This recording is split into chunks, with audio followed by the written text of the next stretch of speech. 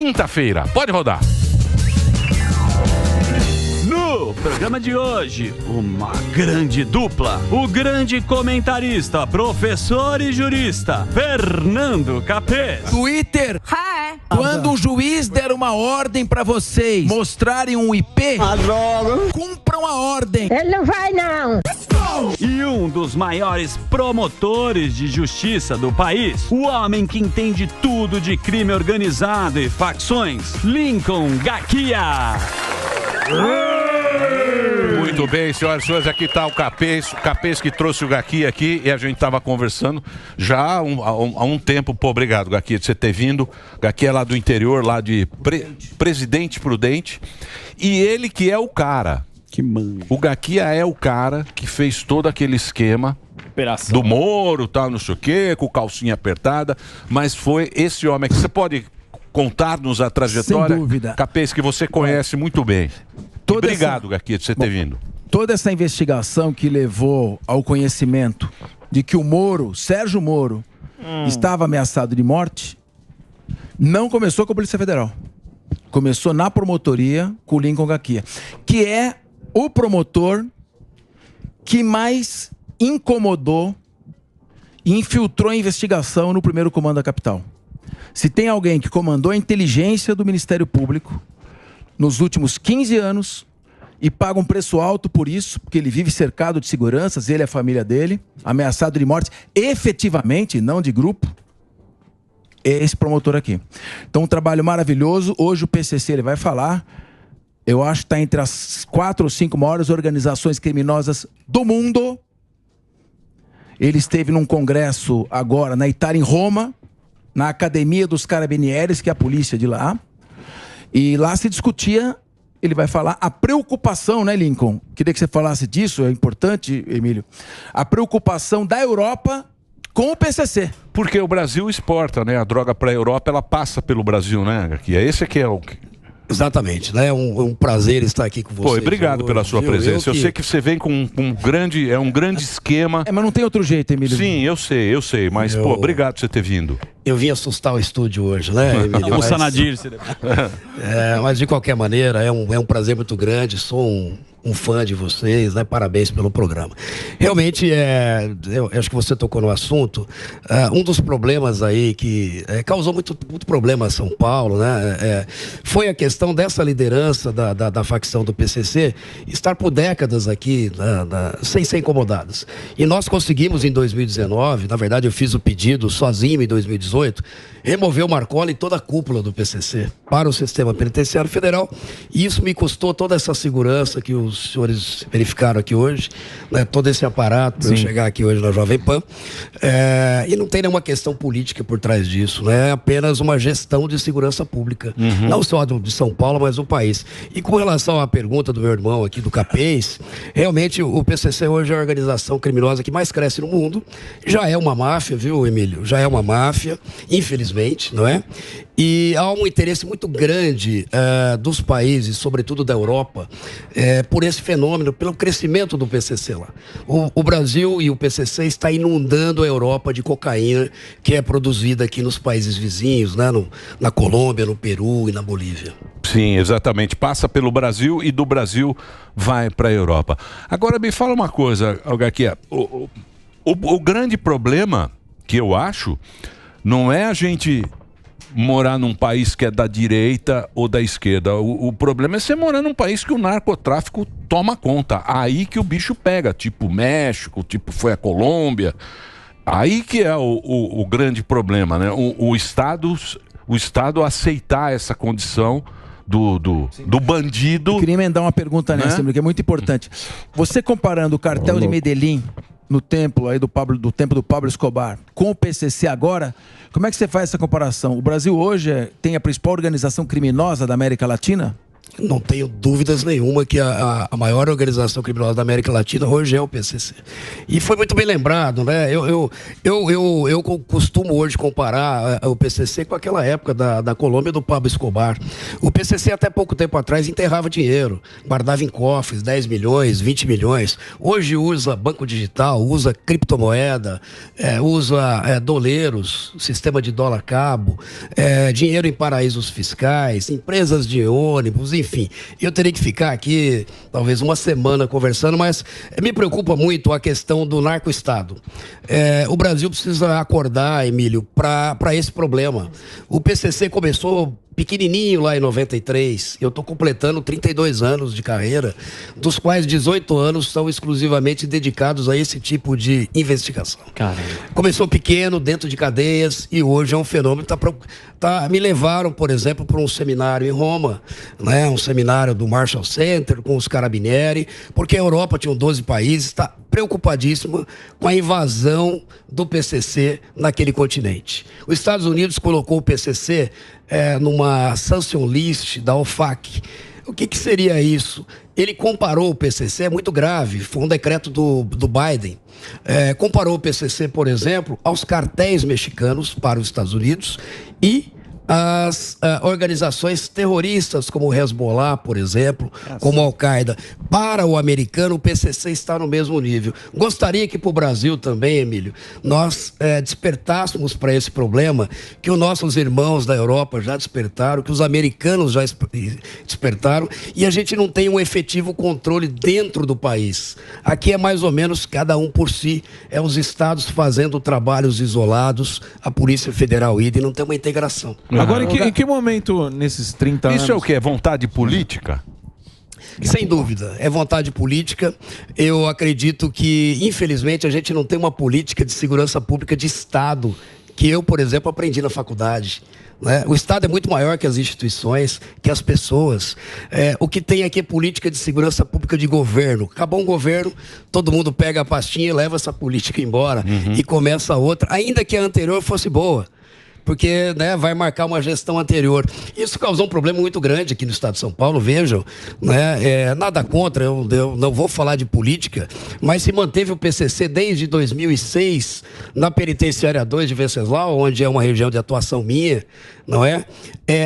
Intocáveis até 2019, quando eu tive que fazer um pedido sozinho. Por quê? Porque o governo não autorizou.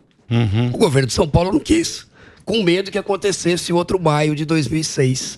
Então, o que falta realmente é vontade política, mas o que falta é seriedade dos nossos dirigentes. Não querem enfrentar o problema. Exatamente, porque isso não dá audiência. Eu acho que se tiver um ataque, se tiver alguma coisa, não dá voto. Ô, Lincoln, agora é louco isso, né? Porque...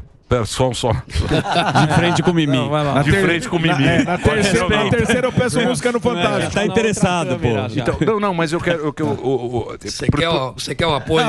Meu segura aí, ó. Porque é o seguinte, não é pra me o que a gente vê, por exemplo, você pega lá, vamos pegar a Colômbia, tem as Farc, aquela LN, que estão no meio da selva, ninguém chega lá.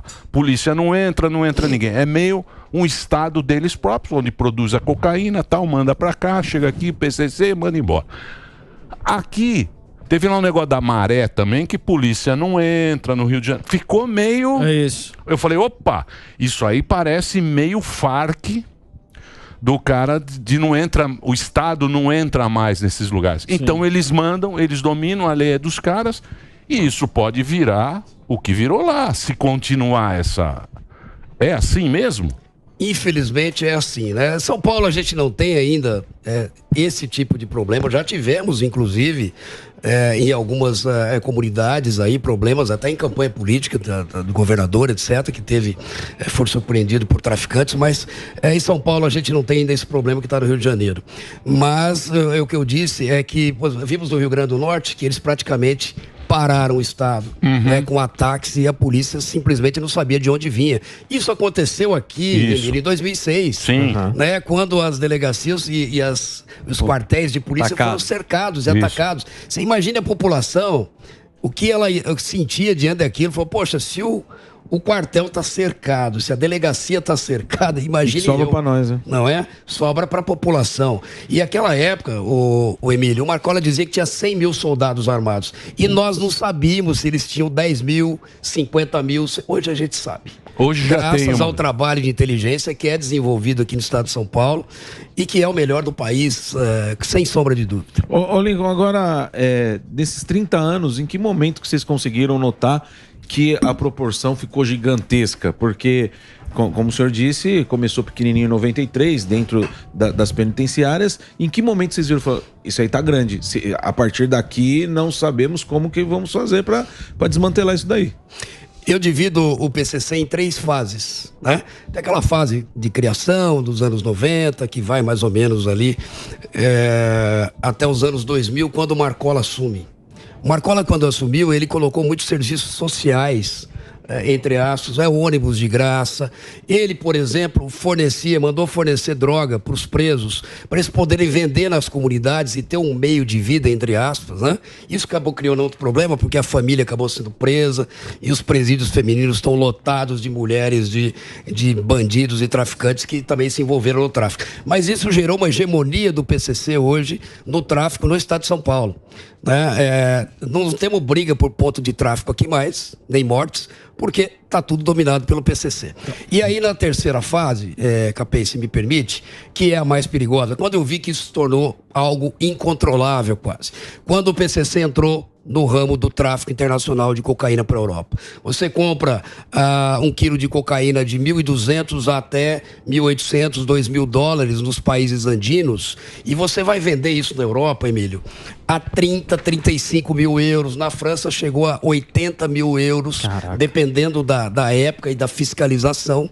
Se chegar na Ásia, 150 mil dólares. Quando perde, só perde a droga. É um caminho sem volta. Uhum. Você imagina que nós... É um business muito... É um business que envolve, inclusive, a Andrangheta, hoje, que está associada com o PCC, e outras máfias, mas também associadas com o PCC. Deixa eu fazer uma pergunta. Olha... eu tive agora em Berlim, vocês mostraram até a foto do comendo sanduíche, mas na verdade era um congresso de direito econômico. Sim, né? Eu vi. Eles gostam de... Comendo um hot dog. Eles me quebraram. Eles gostam de diminuir a gente. Já me quebraram as pernas, mas tudo bem. Eles fazem isso comigo todo dia. Lá, uma coisa interessante. Agora sim, essa é melhor. Vocês mostram. Bom, e aí o que aconteceu lá, nós estávamos discutindo, eu queria que você confirmasse essa informação. O preso chega no presídio.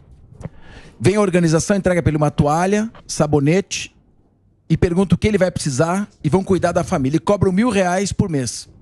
Aí ele diz, eu não tenho R$1.000 para pagar. Não tem problema. Quando você sair, você vai trabalhar para nós e pagar. O que tem de veracidade e precisão nessa informação e como é que eles têm recrutado? Quer dizer que quanto mais a gente prender, mais nós vamos fortalecer a organização criminosa. Esse é o problema. Na verdade, o PCC é uma organização justamente que começou dentro do sistema prisional, ao contrário das máfias italianas, por exemplo, né? E máfia de Nova York e outros.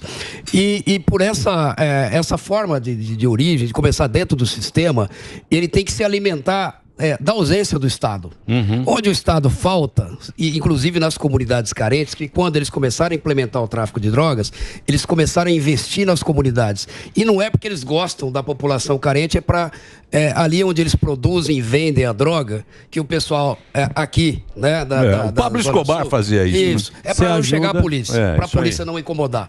Mas, na verdade, aonde que isso vai realmente prejudicar os negócios e por que eles têm vamos dizer, essa aceitação tão grande no sistema? Qual é o medo do cidadão dele entrar num sistema prisional pela primeira vez? É ser estuprado, é ser extorquido, é ser morto. Não é? Que passa pela cabeça do cidadão, eu vou entrar... E o PCC meio que colocou ordem na época nesse caos. Por quê? Porque havia uma ausência do Estado. Então, eu sou promotor desde 1991. Né? Em 92, eu já tinha presídios como promotor de execução, que faltava, às vezes, um item de higiene. O sujeito chega lá e fala, tá aqui um Presto-Barba, tô aqui uma pasta de dente. Se você precisar falar um chinelo, às vezes o sujeito chegava de Havaianas lá, você precisar falar com a tua família, você vai ali naquela cela do fundo que o fulano vai te emprestar. Então isso é o que eu chamo de serviço social. Isso cativou, isso trouxe o preso para o lado. Sim. E quando ele sai, não tem café grátis. Uhum. Fica uma dívida, o cara vai ter que pagar. Porque se não pagar, meu irmão, aí o bicho pega. Só para complementar isso, desculpa, Alba. Na polícia e na política, o PCC... todo mundo fala que está infiltrado. Vocês têm investigações nesse caso? Sim, o PCC hoje, até porque como eu tenho classificado o PCC como uma máfia, para ser uma máfia você tem que ter, por exemplo, atuação transnacional. Você tem que ter, por exemplo, uma forma empresarial de divisão. Ele já tem, né, de estrutura de poder. Você tem que ter um domínio armado do seu território. E você tem que ter infiltração nos poderes e corrupção. Então, tudo que tem no Narcos, que vocês assistem, naqueles filmes de máfia, podem olhar, eu tenho uma classificação, Capês, acadêmica, porque máfia, na verdade, é um tipo de organização criminosa. Né? E o PCC hoje é uma organização criminosa do tipo mafiosa, porque evidentemente ele conta com corrupção em todos os níveis, não só no nível policial, né? Nós já tivemos casos de infiltração no judiciário, no próprio Ministério Público, né? Por quê? Porque o dinheiro é mais ou menos como o Pablo Escobar falava, ou prata ou chumbo, plumo, ou plumo, não é? Então você escolhe. Ou sua família vai ser morta ou você pode obter um benefício. Ô, Gaki, e como você foi entrar numa aqui, ó. Putz, nem... É exatamente isso que eu ia perguntar. Onde é que você foi entrar, hein? Como é que foi a sua primeira... No teu trabalho, como é que você se deparou com o PCC? Como é que foi essa questão de você receber um recado? Como começou todo esse relacionamento seu com o PCC, deles te ameaçarem? Já chegaram a mandar algum recado? Como aconteceu tudo isso? Veja, eu digo que eu sou um dos caras menos ameaçados do país. Porque a ameaça, o Capês é professor de direito penal, é um crime que é você receber a promessa de um mal injusto e grave. Geralmente alguém te liga, te manda uma carta. Eu mesmo nunca recebi uma ligação, uma carta.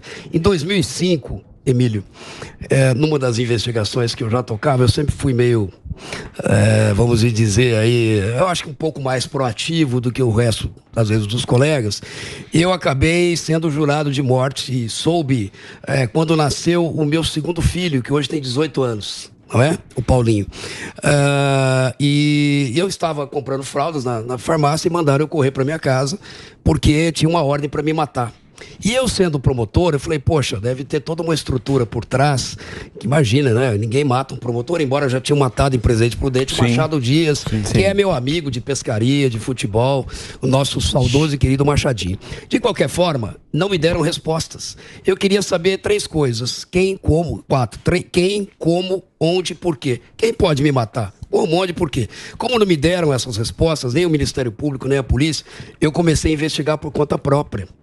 E aí começou isso em 2005, não parou mais até hoje. Então, você perguntar por que eu entrei nisso, não foi por uma razão altruística, não foi por por um motivo, foi para salvar a minha própria pele.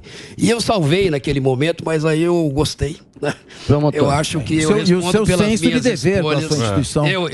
Eu acho que eu realmente eu respondo pelas minhas escolhas. Em 2008 eu já era jurado de morte e eu fui promovido por uma promotoria civil.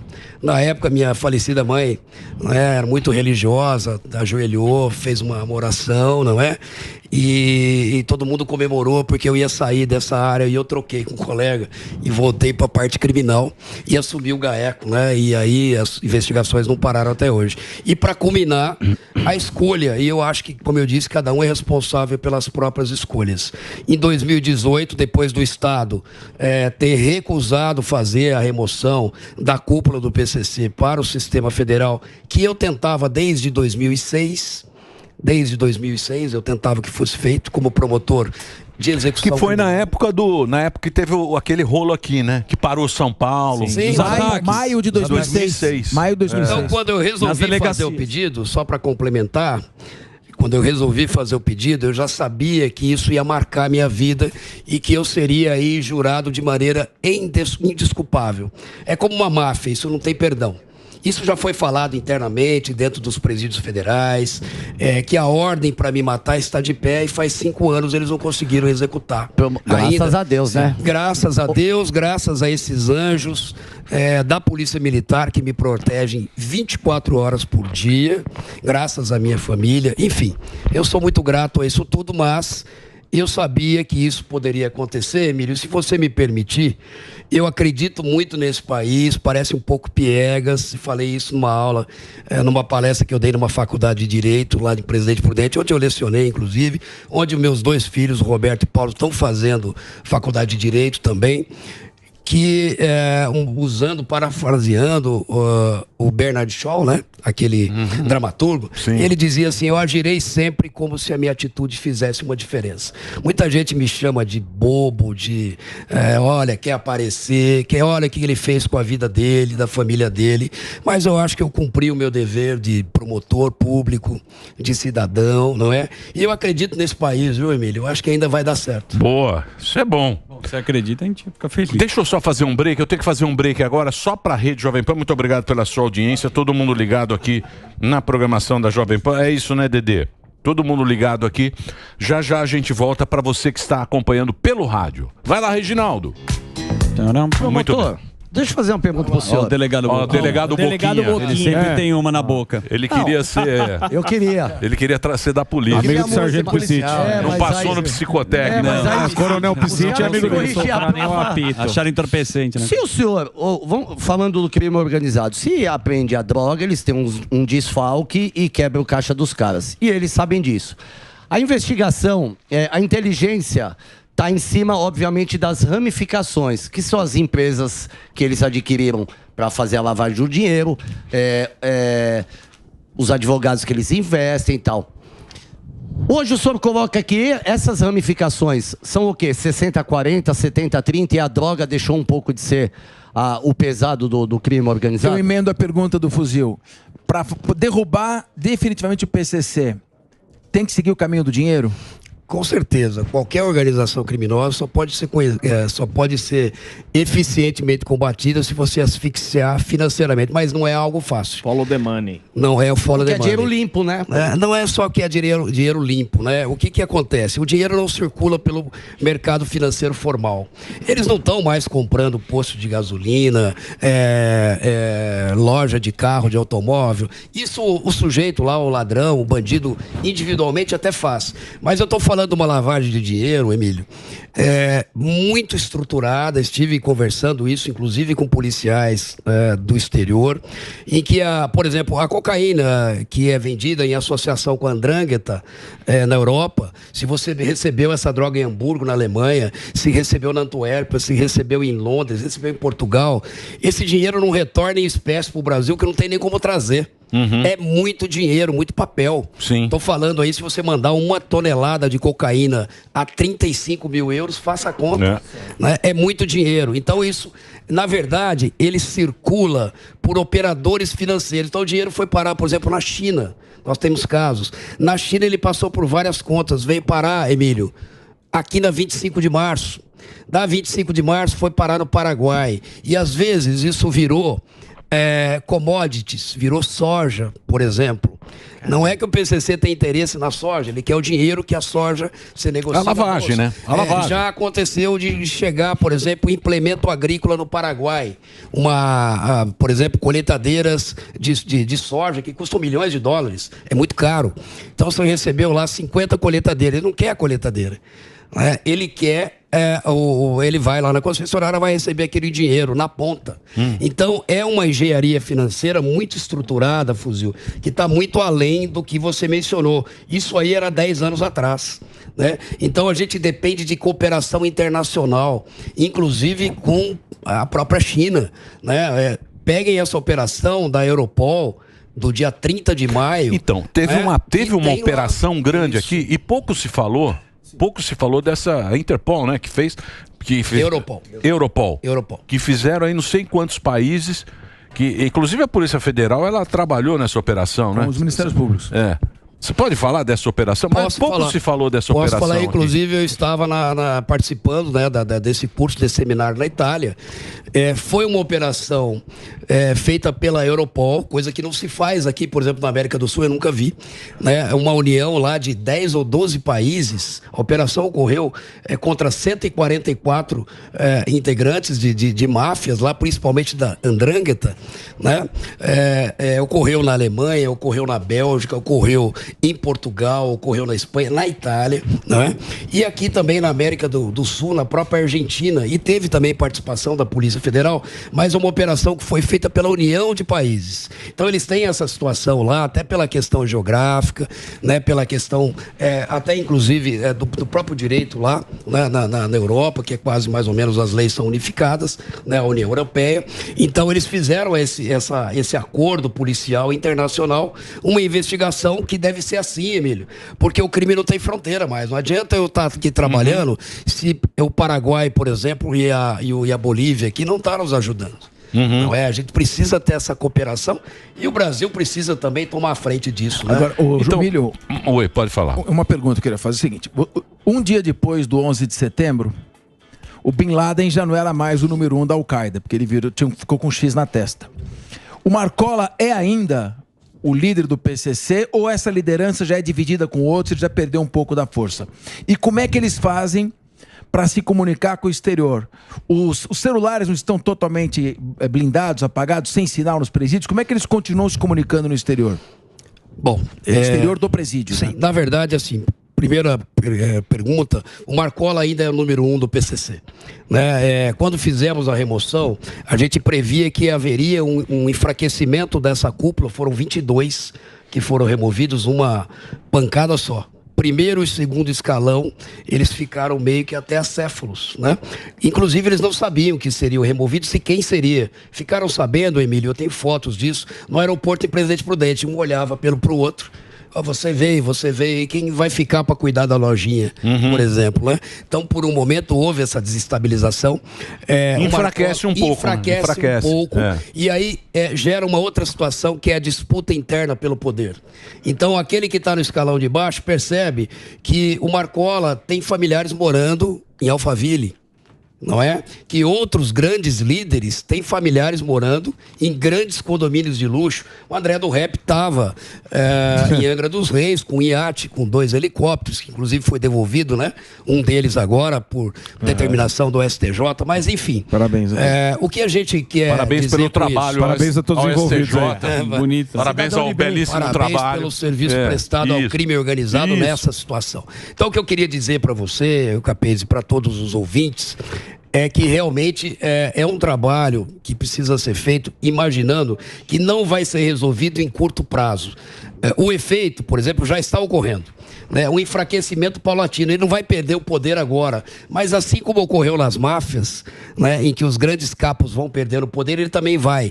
Ele tem uma dificuldade de controlar os negócios dele na rua, porque não tem realmente telefone, e ele tem uma dificuldade em que as ordens sejam dadas e depois retransmitidas. Porque tem um delay muito grande nisso. Tem que usar o quê? Usar advogados, que na verdade, para mim, não são advogados, são criminosos. Em alguns casos, claro, né? Excetuando aí 99,9% da advocacia do Brasil, advocacia criminal, mas alguns se prestam à função de pombo-correio do crime organizado. Isso aconteceu na Itália, porque os grandes capos da máfia que estão no cárcere duro, né, que é o artigo 41 bis, que foi feito na época, depois que mataram o Falcone, endureceu muito a legislação na Itália. O Capês aqui é um doutor nessa área, mas lá tem um isolamento total para mafiosos, total, 24 horas por dia, isolados, e mesmo assim eles conseguem se comunicar, né? Seja através de familiar, seja através de advogado. Então, o que a gente pretende, nesse caso, pretendeu com a remoção, foi um enfraquecimento dessa geração do PCC. E talvez daqui a 5 anos, Emílio, eu volte no programa, se Oxalá Deus me permitir, e que a gente vai ver que essa geração do PCC, liderada pelo Marcola, acabou.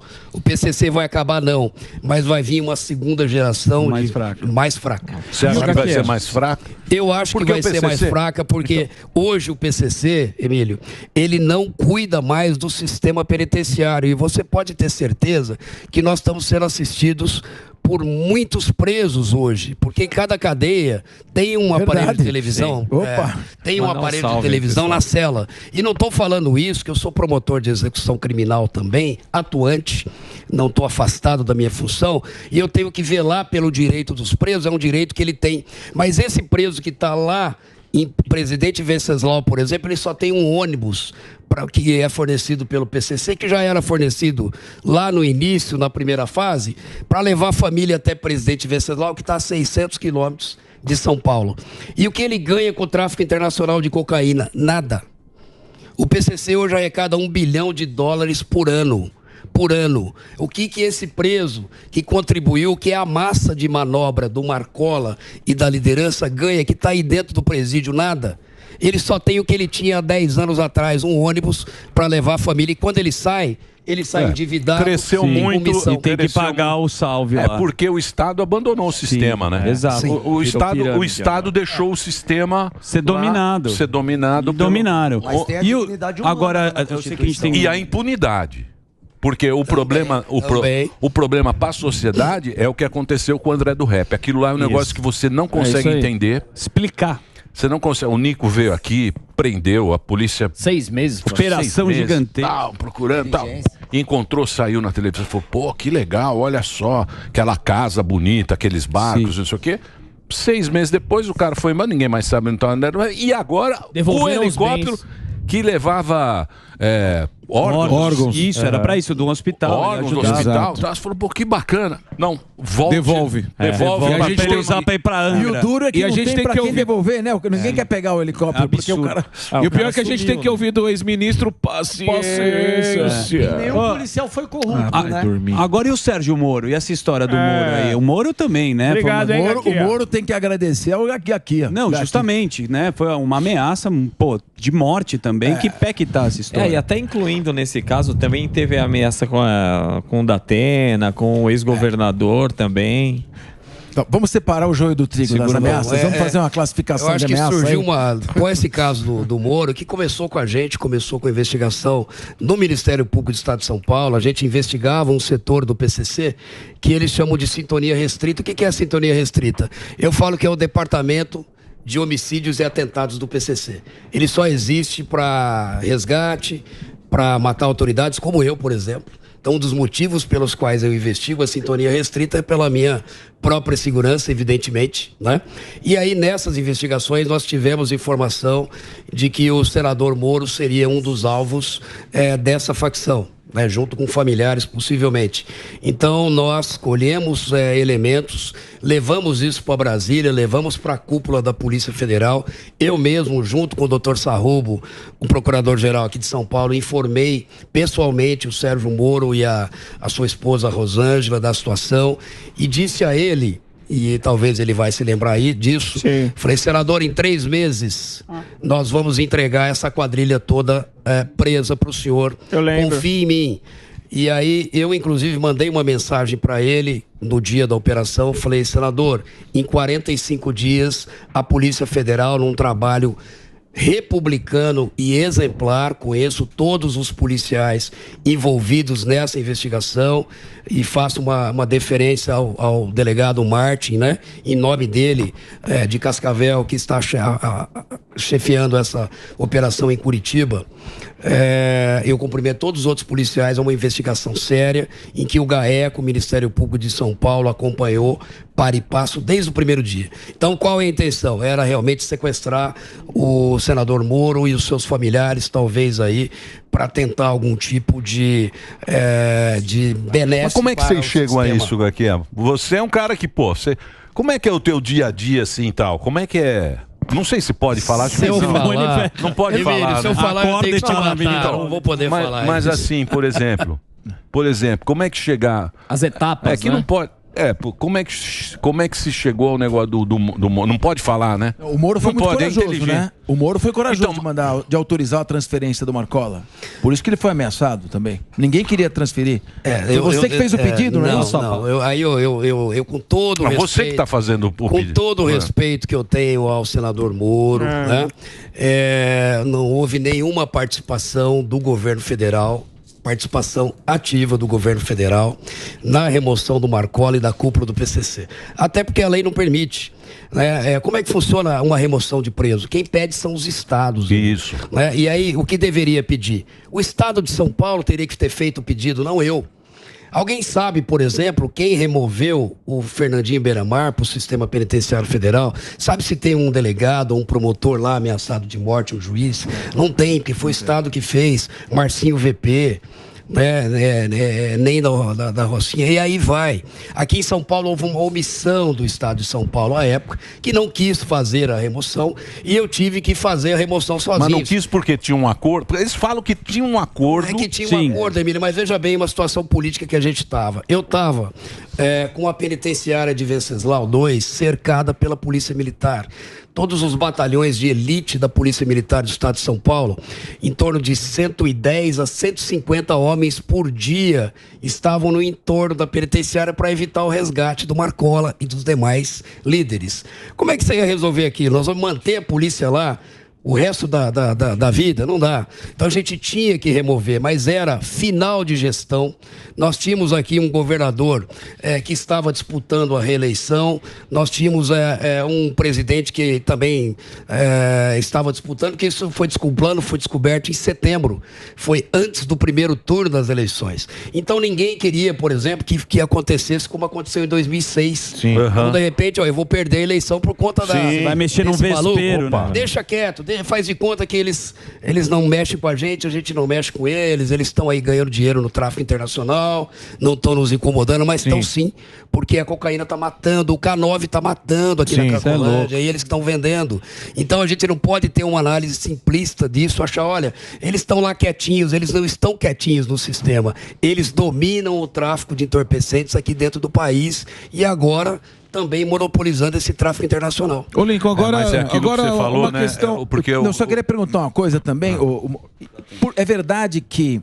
O Datena, é verdade que o PCC proíbe o uso dentro dos presídios de determinadas drogas? Fala um pouco dessas drogas sintéticas aí, não só do K9, de outras que estão... O PCC não autorizou contra o K9. Os seus soldados, não. O que aconteceu foi muito bem lembrado. Eu vou voltar à época do crack.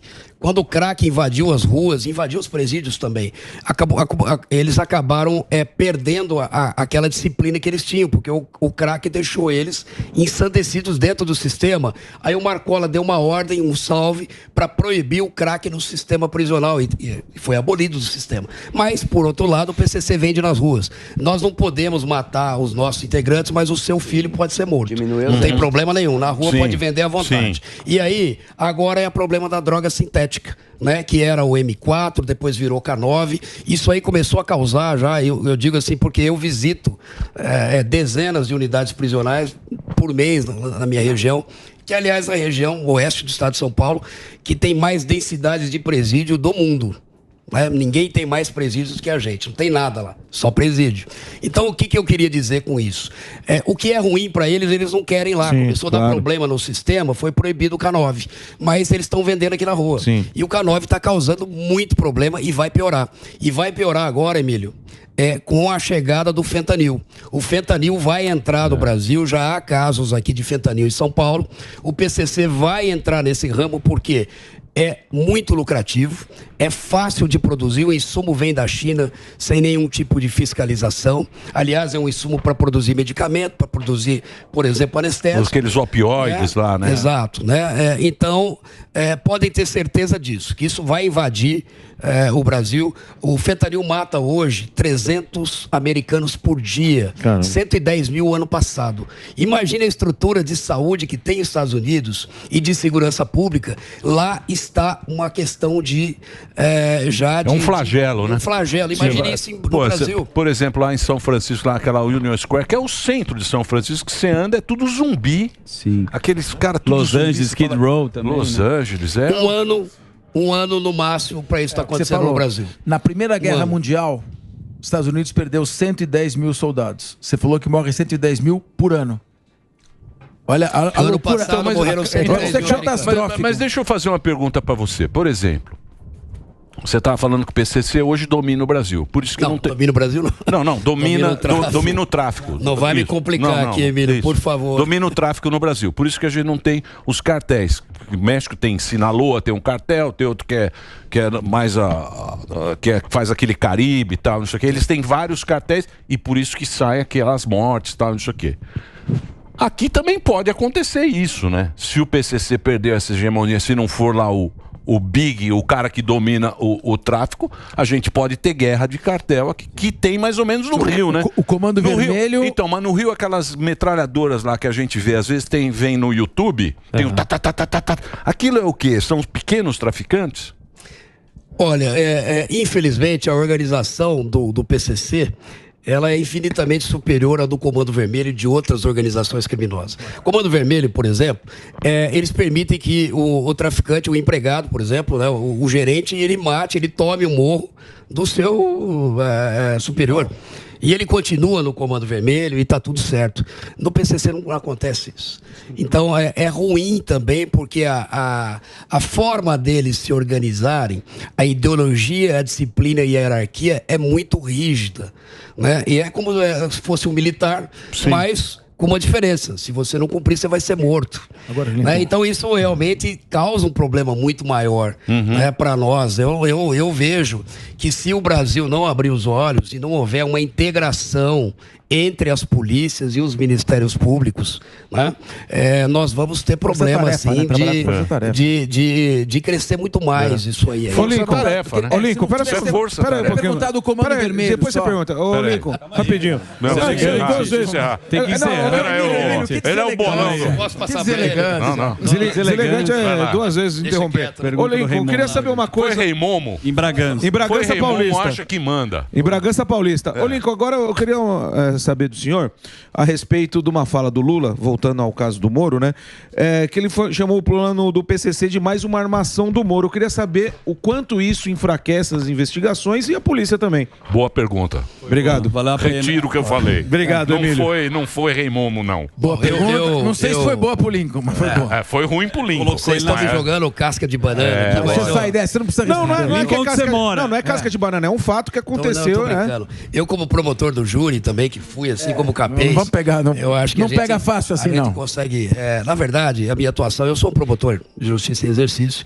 Não me cabe, evidentemente, fazer nenhum tipo de comentário político de um lado ou de outro, mas o que eu posso dizer, né, que a investigação da Polícia Federal, que é uma polícia do Lula hoje, não é do Lula presidente, porque a Polícia Federal não tem dono. Exato. É uma polícia de Estado e deve ser de Estado. Exatamente. O presidente pode falar a minha Polícia Federal, a minha Força Armada. Ninguém tem Força Armada e nem polícia.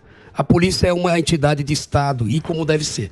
Então a Polícia Federal, de maneira republicana, porque o senador Moro é um opositor ao governo Lula, né, fez uma investigação que começou, né, diga-se de passagem, já repetindo, com o Ministério Público aqui de São Paulo, e eu posso afiançar a lisura da investigação, porque eu acompanhei desde o início, até ontem, inclusive, falando com o delegado, porque a denúncia foi recebida pela juíza, né? A juíza não foi colocada por acaso no caso, era uma juíza auxiliar, que há uma divisão interna, que quando o juiz titular sai, o auxiliar assume, né? Outros juízes já tinham dado outras decisões naquela investigação, então não há nada de armação, e eu até acabei falando num dos canais de imprensa, que o presidente Lula ter dito aquilo ofendia não só a mim, como ao Ministério Público. Exato. E eu acredito que o presidente naquela ocasião, depois ele não se referiu mais a isso, né, mas ele foi mal assessorado, talvez numa questão de desabafo, foi um mero desabafo. Tá engasopado. Isso aí tá engasopado, ele tá falando muita... Tá engasopado. Obrigado, Gaquia. Quero agradecer presença hoje, Fernando Capês, obrigado, viu? Show. Doutor, obrigado. Boa, doutor. Doutor Lincoln Gaki, esse aí domina, deu uma aula aqui pra gente. Sim. Obrigado aí pela Muito sua bom. participação aqui no programa. Um programa muito legal. Acho que a gente levou um pouco de... Seguimos com fé. Exatamente. E vamos ter fé. É isso. Vamos que é o Jornal Nacional do Humor e do Jornalismo. É isso aí, Capês.